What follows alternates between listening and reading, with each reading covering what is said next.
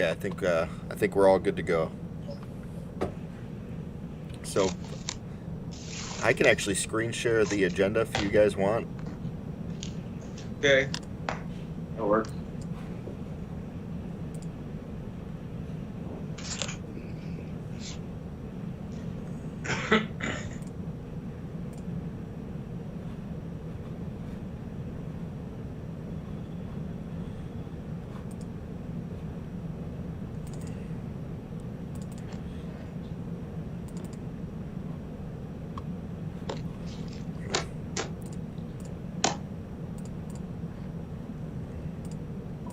I'm having all sorts of issues right here. Me too. Well, anyways, I don't know why there's some changes in our settings over the weekend apparently. First items were just Jackson Street Pier and Shoreline Drive updates. I know Aaron doesn't have much. Projects are basically complete at this point. There's still a few punch list things that Kokosine and Donnelly are working through. I don't know if Aaron, you want to touch on those briefly.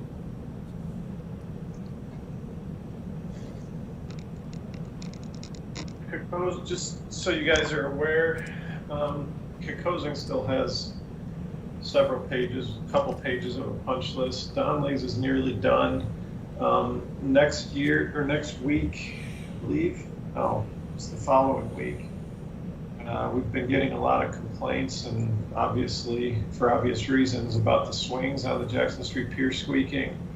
The vendor basically redesigned the connection for the swing to the trellis piece, and they were going to replace just that connection, and then they decided that they wanted to make sure that they did it right and gave us the best quality that we could, so they decided to replace the entire seat and connection and arms and everything. So the week of the 16th, they're supposed to be coming in doing that. Kokosing still has several items on Shoreline Drive that they're working through.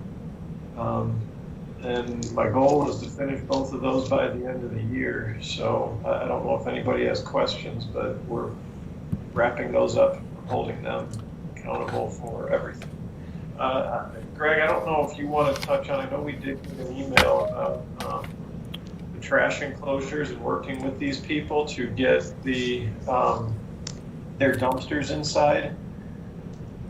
Yeah, so I don't actually believe that email got sent yet, but it is soon, just because of some things going on. Hi, Mr. Miller.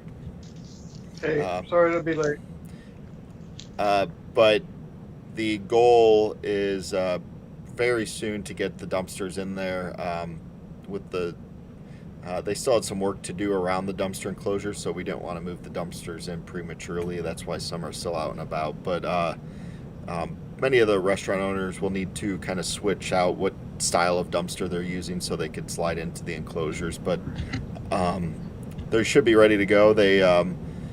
The process is pretty simple. They get a permit through us, and then for the whole year that permit is valid for, and then they can share that enclosure space, and if they want to, they can partner with other businesses to share a dumpster if they don't produce enough trash and that sort of thing. But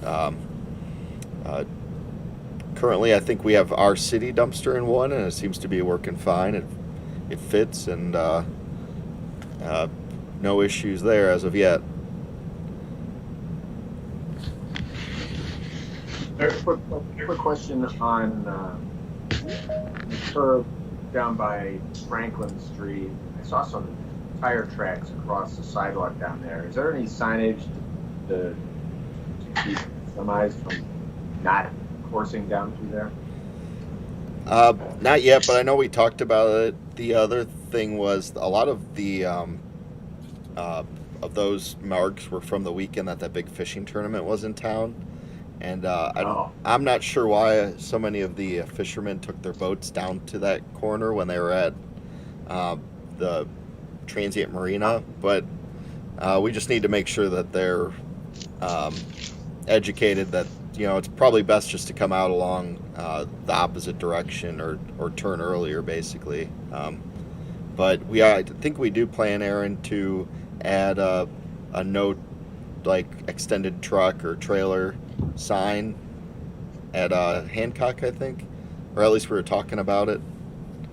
But we did reinforce that curb for those instances, anyways. So there's rebar and everything in there for that.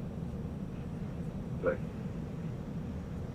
The sign prohibiting trailers and extended vehicles would make perfect sense, and part of it is probably that Google Maps is routing them that way. And Google Maps doesn't know that you're pulling a trailer. Yeah. But if they see a prominent sign, they go to make the turn and see a prominent sign saying, "No, go that way."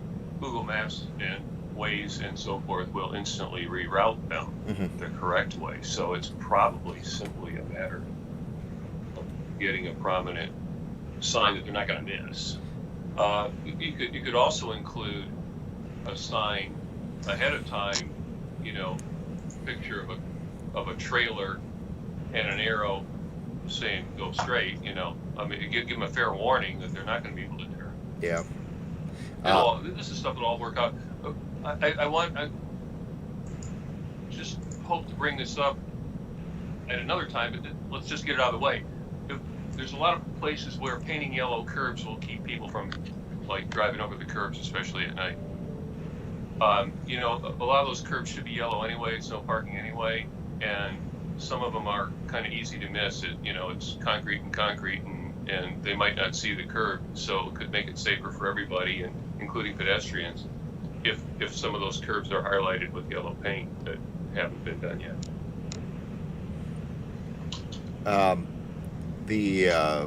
I was just going to add, there was about a 25 to 30 foot boat going down Shoreline Drive the other day, on Saturday, I think, and I'm not sure how a trailer coming out of Shelby Street Boat Launch got down there in the first place, let alone all the way down to Franklin. So They were dumb enough to believe Google Maps.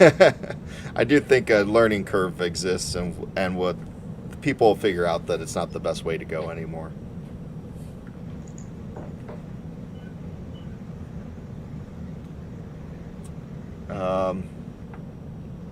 Anything else on Jackson Street Pier, Shoreline Drive? I think I mentioned this last time. We did do a pedestrian count on Shoreline Drive. It had about 800 bike and pedestrians within an 8-hour time frame, which is outstanding. I think for a full day, Shoreline Drive had about 1,200 vehicles. So if you extrapolate that means it's about equal or more bike and pedestrians versus cars, which I think is a great sign for that project. Next on the agenda was the landing. I don't believe we have anything new, but I'll check with Aaron. I know we were worried about turtles last time.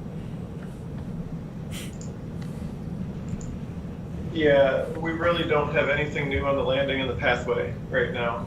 I can answer questions if anybody has any, but there's really nothing more to offer since last month, and I really don't anticipate anything until we work out some details and work through our capital plan for next year, the next 5 years. So I can answer any questions, though.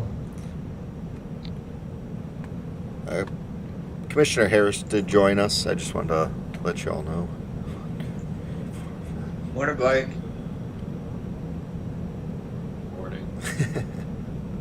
Good morning, everyone. Sorry, I'm multitasking here at work, so. No problem.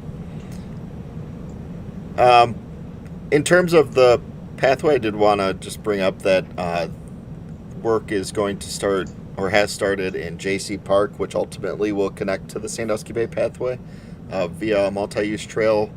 Hopefully, because it will, Warren Street will be reconstructed with a multi-use path, and the end goal is to connect J.C. Park to Warren Street via the old rail bed right away. So just want to update you there. That will be a great connection from into the neighborhoods to downtown. Greg, could I ask a question about that? Sure. Are there any easement acquisition issues with that? I mean, a lot of times abandoned rail beds get sort of appropriated by adjacent property owners, and it seems that in other rails to trails kind of thing, we sometimes spend a lot of time trying to renegotiate access to that property. Are there any issues with that stretch? There's a couple small parcels, but the main parcel I think is still deeded or owned by B&O Railroad. And Matt Lasko, before he left, was trading emails with them, and I don't believe there's kind of issues with ownership, but price issues with how much they want for it. So there may be some smaller parcels that comes into play, but the main chunks are fairly straightforward from my understanding. They just wanted a high price for a parcel they haven't used for many years. Has anybody initiated those hated words, eminent domain, in relation to this project? No, we don't intend to. Thank you. Miss, well, Greg. Yeah. Yeah, I tend to agree with the wisdom of avoiding eminent domain, and it's complicated because as a backlash, at least 10 years ago, I believe that Ohio basically prohibited eminent domain for recreational uses. So to use eminent domain, I think you would have to frame it as a transportation use. So a bicycle path is arguably a transportation use, but if you framed it as recreation or sold it as recreation, you'd be violating. I think you'd be violating the Ohio law in using eminent domain, which is a sad thing. I think it kind of came out of I don't know what the genesis of it was, but it was a leaves us in a kind of a dumb situation. But I think we're always better to negotiate privately than use an eminent domain. I've got some history with that while serving on the Metro Park Board. Yes. Yeah. Some of it worked, some of it didn't, but I think you're better just trying to see what you can do privately. Yeah, there may be instances where who knows where it needs to occur, but the intent for that is not there. Thank you for your service, Councilor Zier. Thank you. But next up, West End Utility and Connectivity. That project is ongoing. I think it's going smoothly. I know Jane from Public Works is heading that project, so I don't know if Aaron has updates or not, but I haven't heard any issues. But that's a big chunk of the West End Sandusky Bay pathway. So it should start burying stuff soon on Venice Road, I think, if they haven't already. Yeah, so they're doing the utilities right now. Those utilities are going to last another month, 2 months, something like that. I don't anticipate the bike path and sidewalks and those things going in until next spring. The good thing is that we are taking care of a water main that's caused us serious problems for quite some time. We've taken care of some drainage issues that have caused us problems for quite some time. We are going to terminate the bike path at Edgewater on Venice, and as you're aware, the pathway, there is a phase to connect it from there up through Lions Park and then ultimately all the way to downtown and the rest of the pathway. So, yeah, I expect that to come online next spring at some point.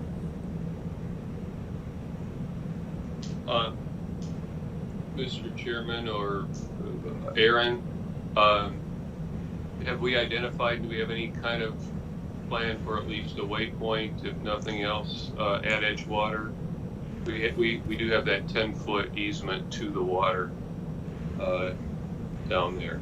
Have we given that any thought, or? Yeah, we have. It's actually shown on our pathway plan right now to do something there. But, you know, we're still real early in the pathway design, so Good. Okay. we don't really have much else other than just the knowledge and idea that we want to do something at that location. It probably doesn't need to be much other than staking out your claim and maybe an interpretive sign or something and delineating your claim so that people don't forget that it's not theirs.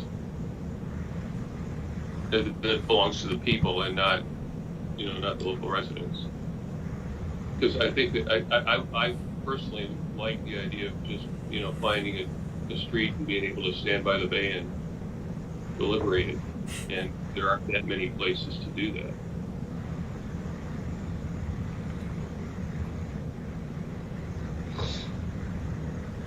I did have, since we're on the subject, I was going to bring up something on new business. I'm thinking that we really have, this body has not discussed COVID-19 strategy. It looks like we're going to be into this well into next year. Should we give some thought, maybe not make any decisions today or anything like that, but give some thought to best strategies, best ways to identify any silver linings? I think part of the usage we're getting is because people are seeking safe outdoor activities, spaced activities. Can we somehow do more to let people know it's an option, and also make sure that even though the pathway is incomplete at this point, that we have alternative routes, and it might be fun for people to just say they've done the extent of the pathway and make sure. If I wanted to follow the pathway as it exists today, I'd be a little lost because I wouldn't know where to turn the corner. But you can pretty much, follow the residential streets, and if we put signs up and made sure that it's contiguous, even though some of the routes will be temporary, why not make it clear from end to end which way to go to follow the best route? And why not publicize it? And I, give it some thought or pipe up now. Yeah, I think we've talked about an interim strategy for pavement markings or something between the gaps.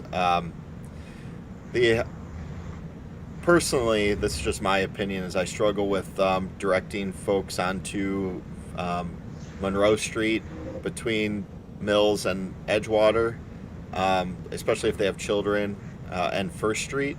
So those two kind of give me angst with recommending people go ride them right now. I know you could ride on or walk at least on the sidewalk. There are sections of Monroe that don't have sidewalk out towards Edgewater right now, but I think we'd have to think about that strategy carefully. I'm sure a young child probably won't be riding that distance anyways, so it might just be they stay in the neighborhoods and residential streets. But I know we do have a Sandusky Bay Pathway Twitter account we started that kind of just is used to push out the where things stand and like kind of just nice photos of the pathway and everything. And we, I think, have a Facebook group that we started as well. We called it the Friends of the Sandusky Bay Pathway. So if you want to share that and follow along, we have been using that just to share the current pathway extent, proposed, and long-term goal of a 80-mile pathway wrapping around Sandusky Bay. But the point is good, and I would love your all assistance on getting that word out about the opportunities of outdoor recreation right now. It's immense, and we've seen it with bikes and we've seen it with boats, and actually a part of the downtown master plan, opportunity zone plan, is a big recommendation that we're seeing is promote that type of transportation with not only bikes but also walking and even golf carts, increasing golf cart usage. So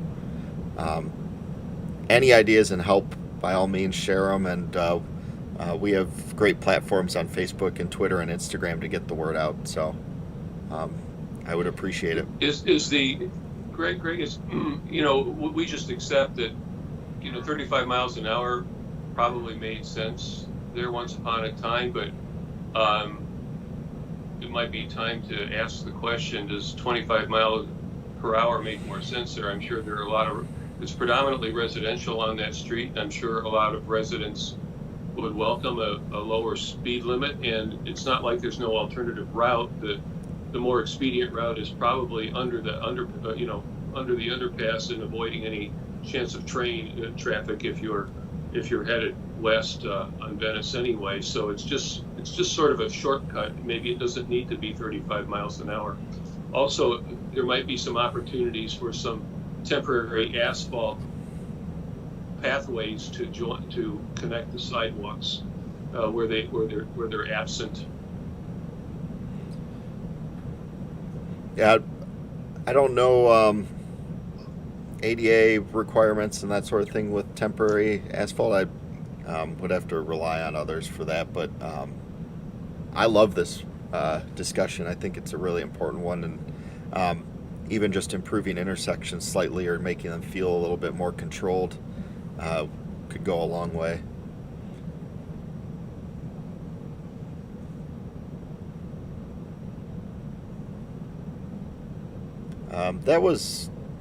That kind of came into new business, so I think we'll stay there if anybody else has any new business. The one thing probably most pertinent is at our last landmarks meeting there was a application for a new rooftop. I believe it's a business on Water Street and Shoreline Drive above the Lake Erie Shores and Islands building. I believe it will be a bar, but really taking advantage of the views and everything along there, and it's set back and maintains the historic nature of the building, and Landmark Commission approved that. I don't know if Mike wants to say anything in regards to that, but Mike recused himself okay. on that discussion, so he will continue to not comment. There you go, and bless you. Thank you. That wasn't me. That was me.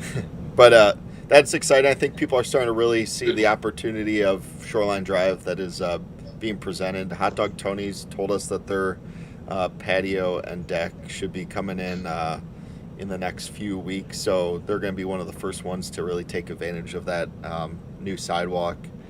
And I just expect more of that to be coming out of the woodwork as we move into next summer.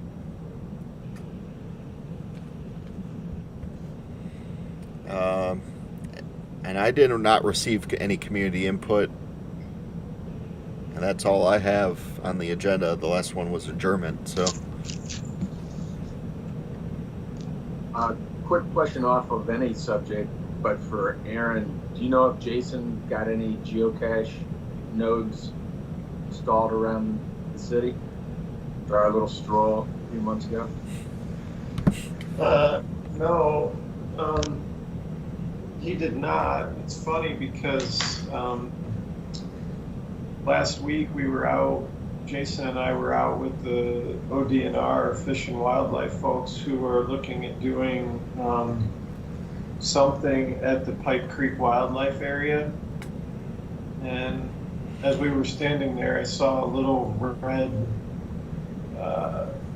just a little red metal thing, like a keychain thing, that was shoved in one of the poles right where I was standing. And that reminded Jason, he's like, man, I haven't done anything with that yet. I need to do some geocaching again. So I pulled it out, and it was a geocache that I was standing right next to, but he said he's going to try to work on that coming up over the next several months. I did have 2 or 3 other things that I wanted to mention on possibly under new business if you guys wanted me to. Sure. First, we'll stay at Pipe Creek. I don't know if anybody got a chance to see, but city staff was able to create a walkway to the kayak launch that's out there. Did anybody see that by chance? Saw No. pictures on Facebook or something. Can I real quickly share my screen? I believe so. Let me.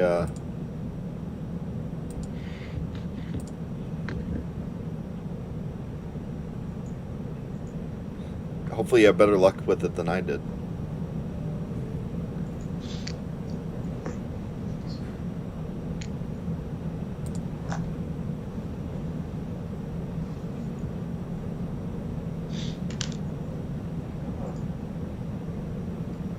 I can only see you guys. Yeah, it's not. You're sharing your screen. Bring it up. I think you might. Maybe it'll work. Yeah. Yeah, it's not. Did you push the share button? Yeah, Yep. there's an issue I think on our end, Mike. I think we got an update and it's doing something strange when we try to share stuff. Okay. Here. How's that? Oh, nope. There we go. Yeah. Can you see Careful, that? share it now. Is that showing up at all? No, it's just your. I see the email, but I can't open the attachment. All right. Well, anyway, if you guys get a chance to go down and take a look, it looks really nice. We were able to create a walkway using materials that we had on hand. So we used a stone. We used some big rock that we had out at the golf course.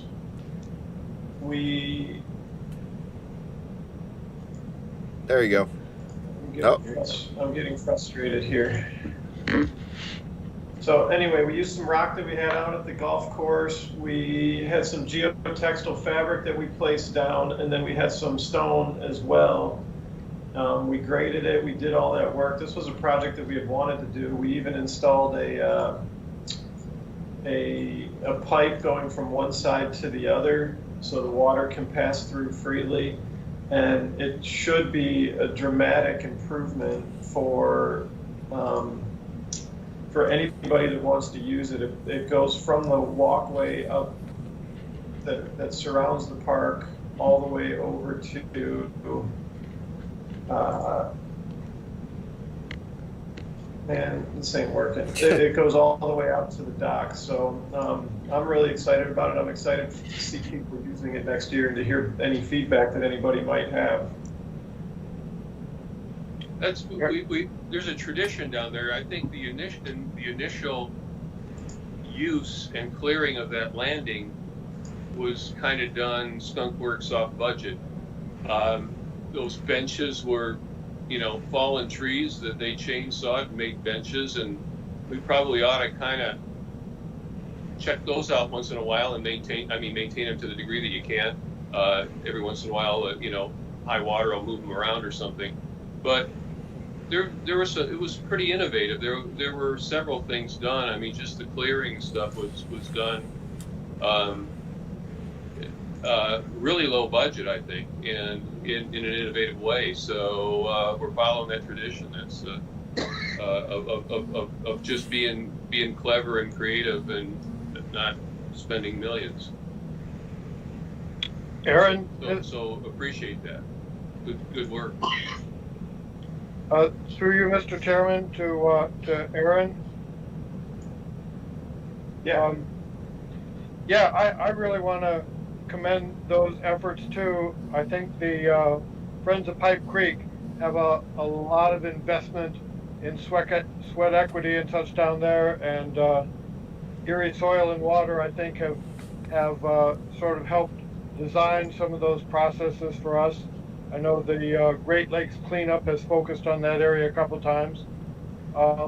Recently, Jason spoke at our Kiwanis meeting, and made reference to the other end of that trail. With that particular site underwater this year, I think there was a summer camp that maybe took advantage of the Kiwanis Pavilion and the other soft mulch launch site over by Kiwanis Park. I know there had been plans about potentially a bridge to get you over that little ravine going out to the cells. Is that on anyone's planning horizon in the near future? Yes, it is, but I would say that obviously we can't really do anything. We're not going to buy a bridge or buy anything like that. It's something that once we get some time, maybe we can work through a design a bit in-house. I don't think it needs to be anything elaborate, but we do want something that we can get a tractor across or a mower across. So that is on our list. That's something that Jason has brought up as a priority of his many, many times. So I know we've talked to ODNR about it as well, but yeah, that's definitely probably one of the top 2 or 3 things remaining out there that Jason wants to focus on. Thank you. Yeah, I'm not a big fan of improvements where they can be avoided, but if you do stuff, it's better if the future finds us in a situation where we can't take care of it. I like designing for stuff that ruins well, that degrades well, that goes away gracefully. You know, you built an iron bridge and, you know, it's going to be there for a long time and be a hazard. If you build something out of wood, it'll rot away and you'll forget it ever happened. So if you think in terms of what's going to become of this thing if it gets forgotten or neglected, when you design it and design it to ruin gracefully, you know, an old stone bridge becomes a thing of beauty if it starts to fall apart, in my opinion. You know, something more modern or made as cheaply as possible might not go so gracefully. So I like designing, thinking about the end life of the design.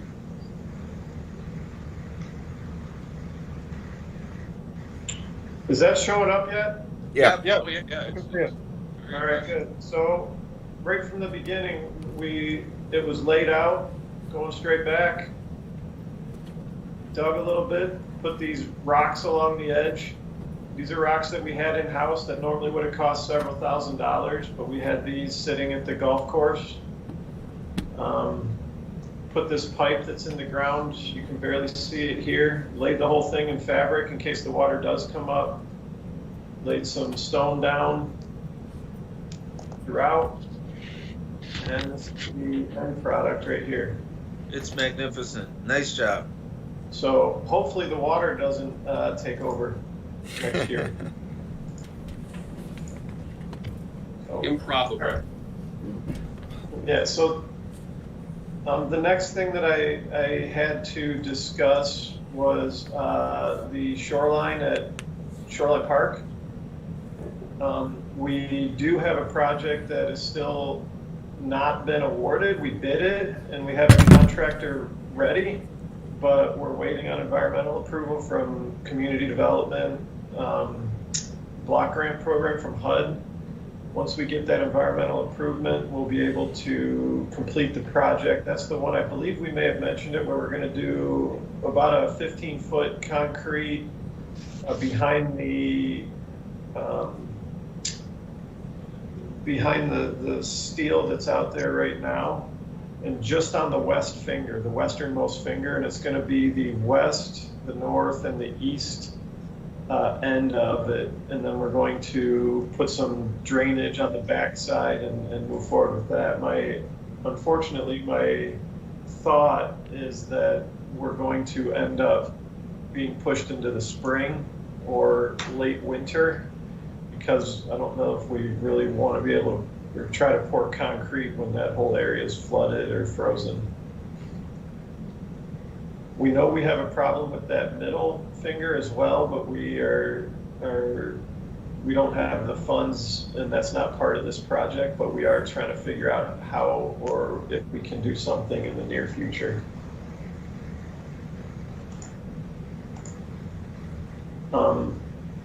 And last thing I have is we have that Causeway Wetlands project on the Cedar Point Causeway.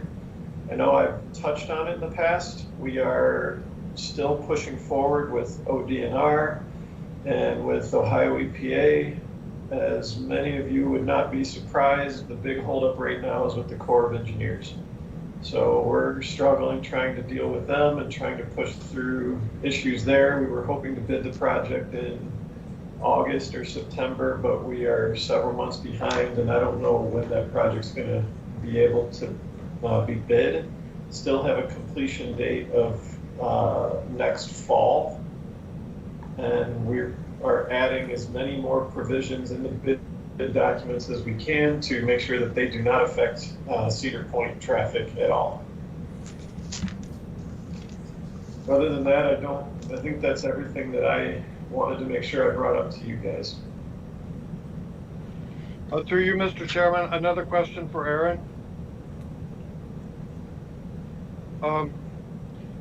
Where that node is, by the improvements for that pump station, any plans for that as developing the node on the pathway now that those pump station improvements are well in hand? So, kinda. That node is really about the same location as where we would be having our bridge through ODOT safety for the trail that would go from Sports Center all the way to Cedar Point Drive along the old railroad bed. We're not going to find out if we get that until January or February. But as part of that project, once we can move forward, the bridge abutment and the approach that would be coming down on the western side of Pike Creek, between Pike Creek and Cedar Point Drive, we would try to flare something off at that location as well. And that would all be just north of the lift station that you're referencing. Yes, I see. Thank you.